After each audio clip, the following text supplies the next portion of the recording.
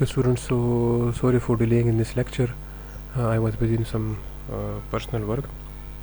Coming to the lecture, इसमें हमारे पास दो कॉन्सेप्ट्स हैं, फिलोसॉफिकल एजम्पशंस हैं हमारे पास दो हैं, ऑन्टोलॉजी एपिस्टेमोलॉजी, थर्ड है एक्जियोलॉजी, बट जो कि हम उसको इतना वो डिटेल से नहीं जाएंगे. स्टिल मैंने उसकी एक नो हाउ आपको लास्ट लेक्चर में दी थी वीडियो में, लास्ट के सेकंड लास्ट में.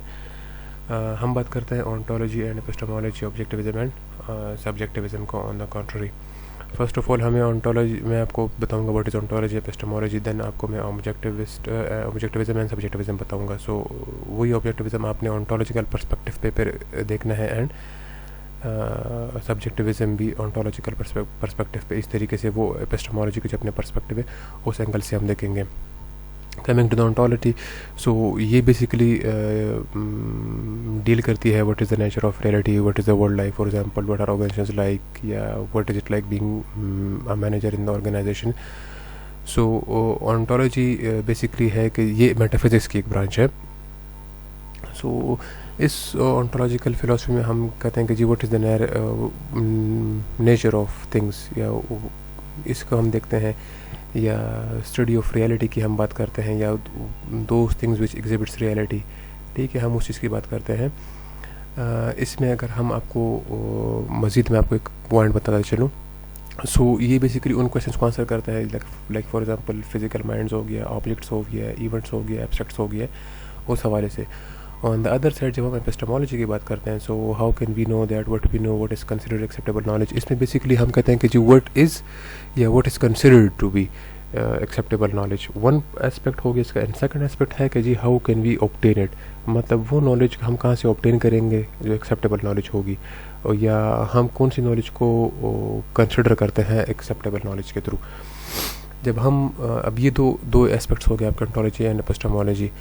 Coming to objectivism and subjectivism, so objectivism की अगर हम बात करें, सो ऑब्जेक्टिविज्म में हम वो करते हैं कि जी जो सोशल फिनोमेना हमारे पास होता है, मतलब उसकी एक मीनिंग होती है, बट उसकी एक एग्जिस्टेंस होती है, but that is independent of social actors.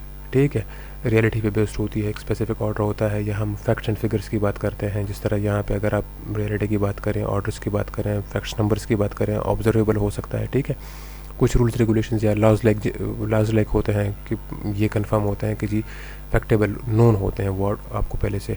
On the country हम अगर सब्जेक्टिविज्म की बात करें, सो जो सब्जेक्टिविज्म होता है, सो वो हम कह सकते हैं कि जी ये जो सोशल एंटिटीज़ होती हैं या वो होती हैं, तो वो बेसिकली वो क्रिएट होती हैं, और क्रिएट किस तरह होती हैं, फ्रॉम परसेप्शंस.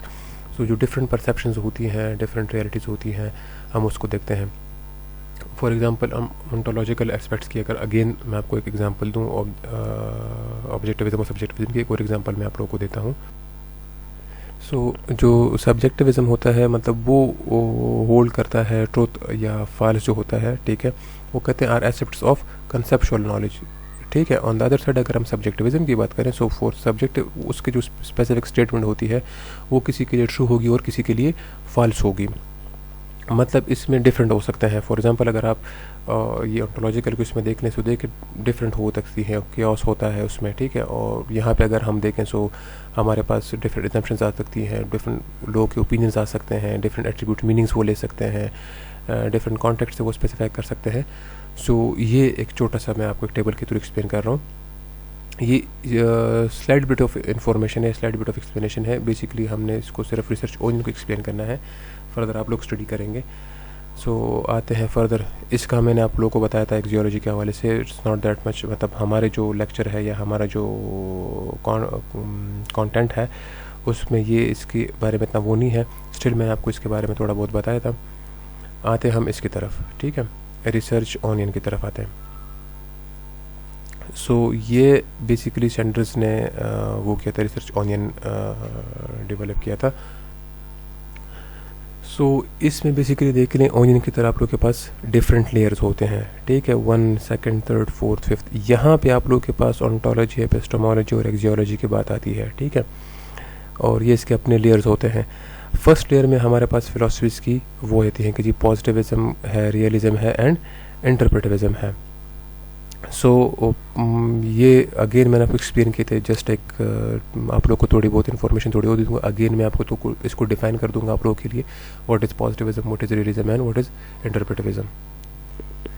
जो रिसर्च ओनियन होता है वो बेसिकली आपको हेल्प करता है कि किस स्टेजेस के अंदर आपने कौन से मेथड्स यूज़ करने हैं, या फॉर एग्जांपल किस प्रोसेस के थ्रू आप लोग को चलना है, कौन सा ज़्यादा बेटर होता है, कहाँ पे आपके जो रिजल्ट्स होंगे या उसका आउटपुट होगा वो अच्छा होगा। सो इसलिए भी इसको समझना थोड़ा इजी है और इम्पॉर्टेंट है। फर्स्ट हम इसकी लेयर्स की बात करते हैं। हमारे पास ये देखें रिसर्च फिलॉसफी की अगर हम लेयर की बात करें तो इसमें हमारे पास ये इस लेयर में बिलोंग करता है। रिसर्च अप्रोचेस की बात आ जाती है, डिडक्टिव इंडक्टिव की ऊपर रिसर्च स्ट्रेटजीज़ की बात आ जाते हैं।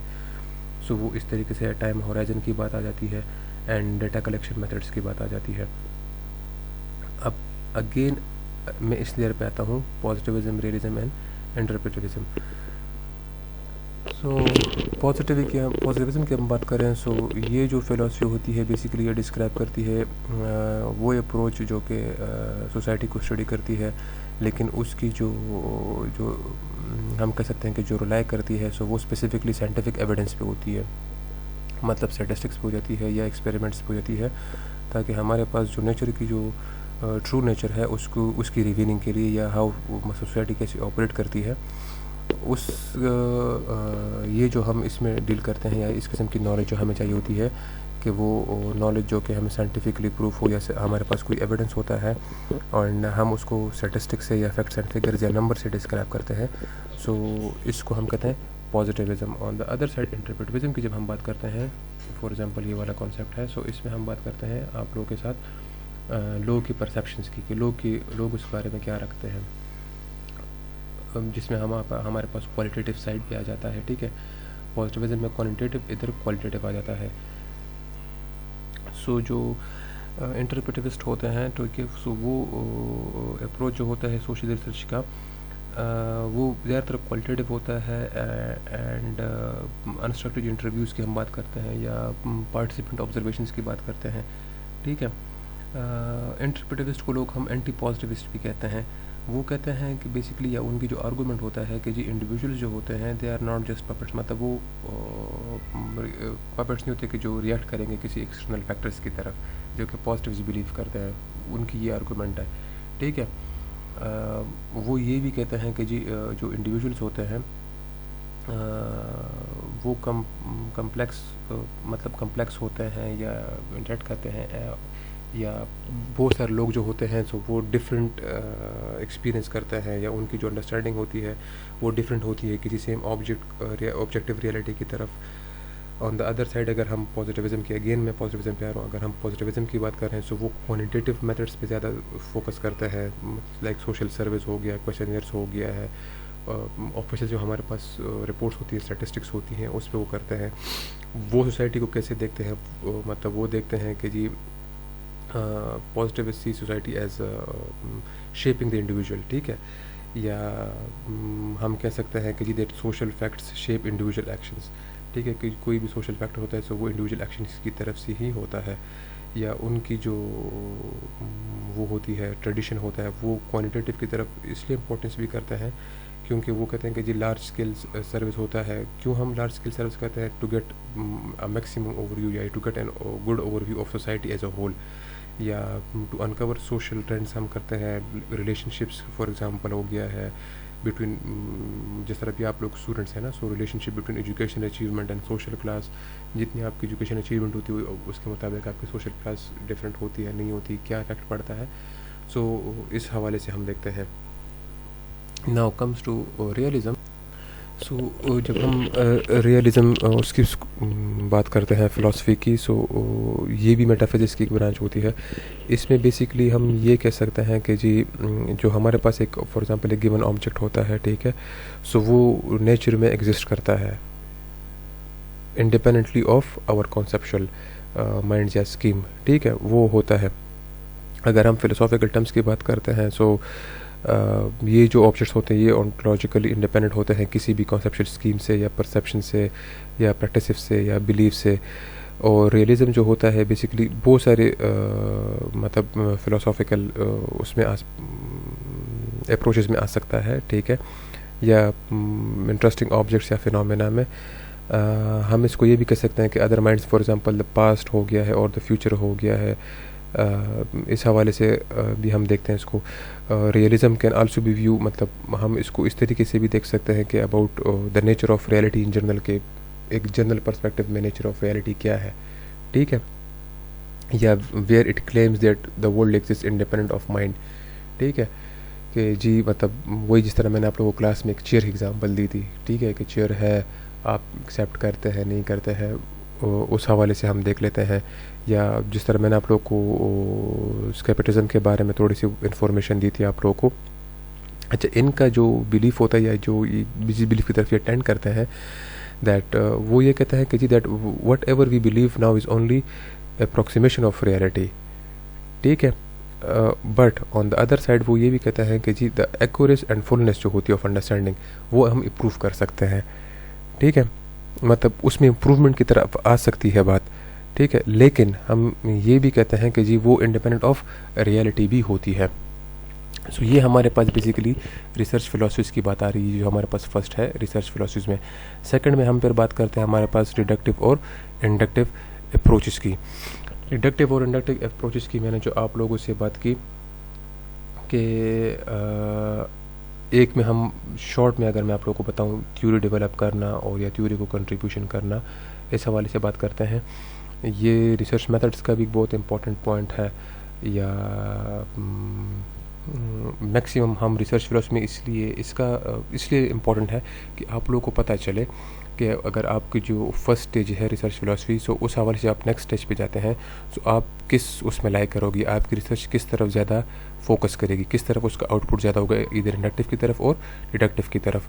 सो आपको आइडिया होता है ताकि आपकी रिसर्च जो है तो वो क्वालिटी रिजल्ट्स प्रोड्यूस करे, या आपकी जो रिसर्च हो वो क्वालिटी वाइज बहुत अच्छी हो।